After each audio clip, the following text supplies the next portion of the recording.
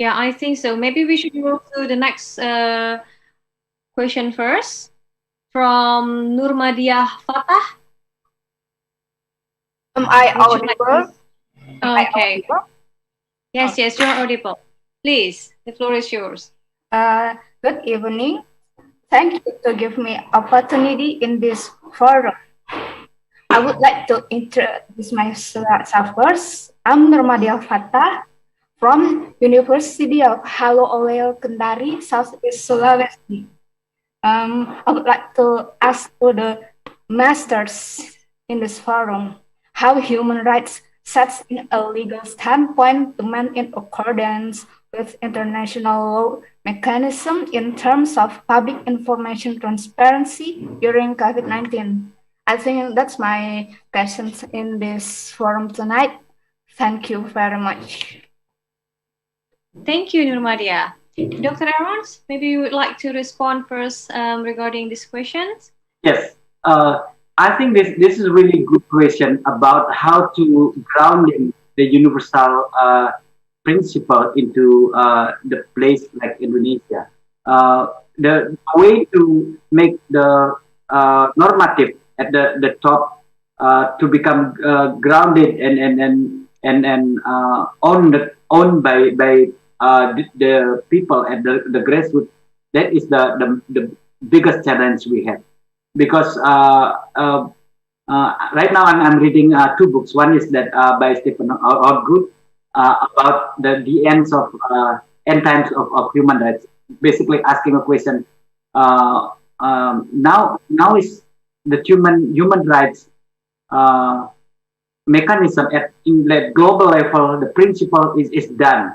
It is overdue. It is too much and is not not relevant anymore. Basically, that is challenge by Stephen Hordgood, because he asked a question like mentioning by Nurmadia, a principle and at the top. The more you make it more because people at the top try to create a net, a weave of norms and institution enabling the world working together to punish quote unquote or make sure the country to follow it, ratify it and follow it and implement it in their rule of the law. But the problem, according to many actors like Garafito, is that we need to bridge it. This one with the dynamic and the middle and the lower level, enabling the suffering of people who basically in daily life dealing with the issue of human rights. Basically, to connect each big human right and the small human rights, the people suffering and how they deal with the issues, and basically how the principle manifested in the reality. Connecting those are the challenges. Garafito, for example, mentioning about if we cannot bring able to respond the daily life of people who are struggling with the human rights violation, the big principle on the top is useless. I think that is the question me and Dennis try to struggle. And Dennis mentioning without the bigger universal standard, how we can have solidarity? How can we make sure the people at the north and the south able to communicate our basic what you call it, essence, which is human, and how our rights can be collectively secured.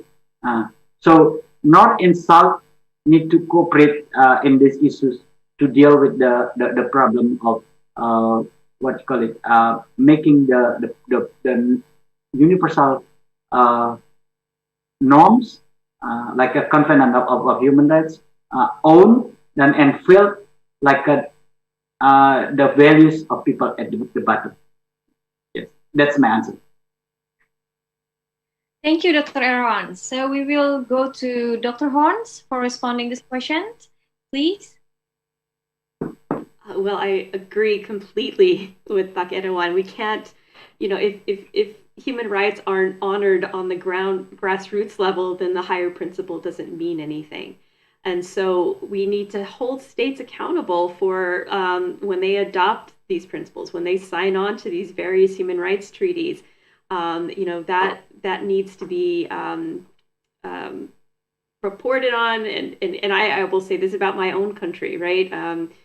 The United States is not, in fact, has not ratified several human rights treaties that others have ratified, although, we claim to care about human rights.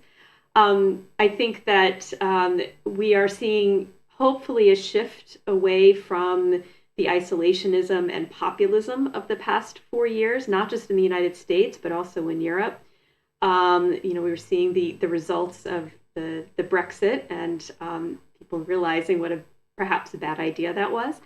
And so hopefully I'm hoping we can sort of return to these conversations around rights, and around making sure that rights are honored on the ground, right? So the Sustainable Development Goals have offered a roadmap for this. How do we get to providing, safe environments for people that will allow them to live the lives that they value, to use the language of Amartya Sen.